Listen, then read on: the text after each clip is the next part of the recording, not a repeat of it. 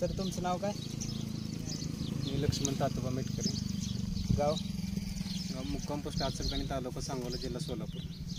बरं, ह्या वांग्याची काय अवस्था होती आणि काय ह्याला रिझल्ट आला आणि त्यासाठी तुम्ही काय प्रोडक्ट वापरले ते थोडं सांगता?